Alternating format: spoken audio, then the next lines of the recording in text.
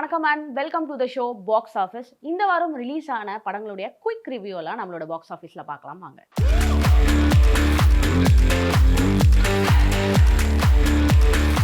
இந்த வாரம் நம்மளுடைய பாக்ஸ் ஆஃபீஸில் பார்க்கக்கூடிய படம் அகண்டா 2. இந்த படத்தை பொய்யாப்பட்டி சீனு அவர்கள் இயக்கியிருக்காங்க மற்றும் 14+ ரீல்ஸ் அப்படின்றவங்க ப்ரொடக்ஷனும் பண்ணியிருக்காங்க. இந்த படத்தில் பாலையா மற்றும் பலர் இந்த படத்தில் இந்த மெயின் கேரக்டர்ஸில் ப்ளே பண்ணியிருக்காங்க. இந்த படம் எதை நோக்கி நகருது அப்படின்னா, இந்த படத்துடைய ஒன்லைன் ஸ்டோரி என்ன அப்படின்னு பார்த்தோன்னா, அகண்டா 1லேயே அவர் லாஸ்ட்டாக சொல்லிட்டு போயிருப்பாரு, ப்ராமிஸும் பண்ணிட்டு போயிருப்பாரு. இப்போ பிரச்சனை அடுத்து எங்கே வருதோ அந்த இடத்துல நான் கண்டிப்பாக நிற்பேன் அப்படின்னு சொல்லிட்டு போயிருப்பாரு. ஸோ அதை மையமாக வச்சு தான் இந்த படம் ஸ்டார்ட் ஆகுது. இந்த படத்தில் எப்படி கும்பமேளா நடக்குது அண்ட் இந்த சின்ன பொண்ணு ஒரு பொண்ணு வராங்க இல்லையா, அவங்களுக்கு ஒரு ட்ராஜடி நடக்கும். அதுலேருந்து அந்த பொண்ணை எப்படி அவர் காப்பாற்றுறாரு அண்ட் ஊர் மக்களுக்கு நடக்கக்கூடிய அநியாயங்கள்லேருந்து எப்படி அந்த மக்களை காப்பாற்றுறாரு அப்படின்றது தான் இந்த படத்தினுடைய ஒன்லைன் ஸ்டோரி. அண்ட் இந்த படத்தினுடைய ப்ளஸ் என்ன அப்படின்னு பார்த்தோன்னா, அஃப்கோர்ஸ் நம்ம பாலையா தான்.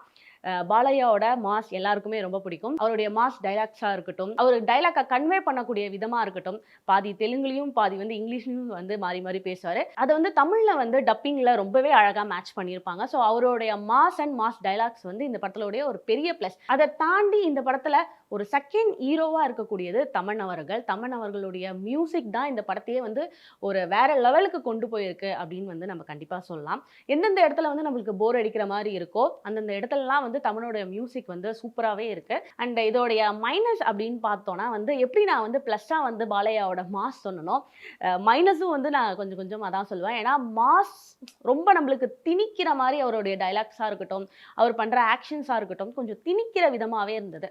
அதை தாண்டி இதில் நடிச்சிருக்கக்கூடிய பல ஆக்ட்ரஸ் சூப்பராகவே அவங்களுடைய கேரக்டர்ஸை ப்ளே பண்ணியிருக்காங்க. சில கேரக்டர்ஸ் எல்லாம் உள்ளே வரும்போதே நம்மளுக்கு தெரியும் இந்த கேரக்டர் இதை பண்ண போகிறாங்க, இப்போ இது முடிச்சுட்டு இவங்க போயிடுவாங்க அப்படின்றத எக்ஸ்பெக்ட் பண்ணுற மாதிரி தான் சில கேரக்டர்ஸோடைய ப்ளேவும் இருந்துச்சு. அண்ட் அதை தாண்டி படத்தில் சிஜி ஒர்க் பற்றி சொல்லணும். சிஜி ஒர்க் எந்தெந்த இடத்துல ஒர்க் அவுட் ஆகணுமோ அங்கெல்லாம் கரெக்டாக ஒர்க் அவுட் ஆகிருக்கு. அந்த கும்பமேளா நடக்கக்கூடிய இடங்கள்லாம் சிஜி ஒர்க் ரொம்பவே அழகாக ரொம்ப நேச்சுரலாகவே இருந்துச்சு. ஆனால் நிறைய இடங்களில் சிஜியை போட்டு ரொம்ப திணிச்சு வச்ச மாதிரி இருக்குது. க்ரீன் மேட் யூஸ் பண்ணியிருக்காங்க. க்ரீன் மேட்லாம் நிறைய இடத்துல நம்மளை போட்டு திணிச்சு பார்த்தே ஆகணும் அப்படின்ற மாதிரிலாம் இருந்துச்சு. அண்ட் அவர் ஒரு விஷயம் பண்ணியிருப்பார் அந்த படத்தில், நிறைய விஷயம் பண்ணியிருப்பாரு. ஆனால் இதில் என்னன்னா, அவர் கழுத்தில் சுற்றிக்கிட்டு இருப்பார் கத்தியை வச்சு. அதை பார்க்கும்போது இது என்ன கழுத்தா இல்லை இது என்ன கழுத்தா இல்லை கரும்பு மிஷினா அப்படின்ற அளவுக்கு நம்மளுக்கு தோன்ற மாதிரிலாம் நிறைய விஷயங்கள் நெகட்டிவாக இதில் இருக்குது. ஆனால் அகண்டா 1 அளவுக்கு இது ஓகேவா இருக்கா அப்படின்னு கேட்டால் கொஞ்சம் கம்மி தான்.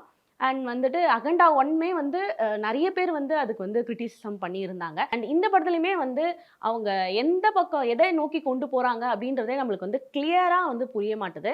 அண்ட் எனக்கு பாலையாவையாக இருக்கிறதோட அண்ட் அகோரி கெட்டப்பில் வருவார், அகோரியாக வருவார். அந்த இது எனக்கு பர்சனலாக ரொம்ப பிடிச்சிருந்தது. அதில் அவர் நல்லாவே ப்ளே பண்ணியிருந்தார் அப்படின்னே சொல்லலாம். சினிமோட்டோகிராஃபியை பற்றி சொல்லியே ஆகணும்.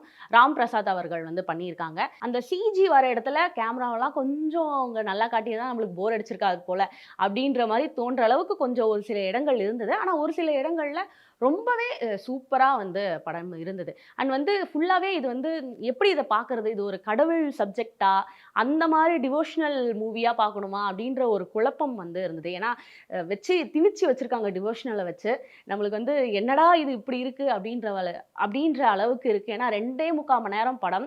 ஃபர்ஸ்ட் ஆஃப் ஃபுல்லாகவே ஏஞ்சு போயிடலாமா அப்படின்ற அளவுக்கு தோன்ற மாதிரி சில சீன்ஸு அண்ட் ரொம்ப லேக் அதிகமாக இருந்தது. செகண்ட் ஆஃப் ஆவரேஜாக தான் இருந்தது. ஸோ இந்த படத்தை யார் யாரெல்லாம் இன்னும் பார்க்கலையோ போய் பாருங்கள். ஒரு ஆவரேஜான படம் தான் எனக்கு கேட்டால் நான் சொல்லுவேன். இந்த மாதிரியான இன்ட்ரெஸ்டிங்கான படத்தினுடைய குயிக் ரிவ்யூ எல்லாத்தையும் நான் உங்களுக்கு அடுத்த பாக்ஸ் ஆஃபீஸில் சொல்கிற வரைக்கும் நீங்கள் உடனுக்குடன் குயிக் ரிவ்யூஸ் அண்ட் இந்த மாதிரியான வீடியோஸ் தெரிஞ்சுக்கணும் அப்படின்னா நம்மளுடைய வி ப்ளே எக்ஸ் தளத்தையும் அண்ட் வி ப்ளே யூடியூப் சேனலையும் கண்டு என்ஜாய் பண்ணுங்கள். Bye bye and take care.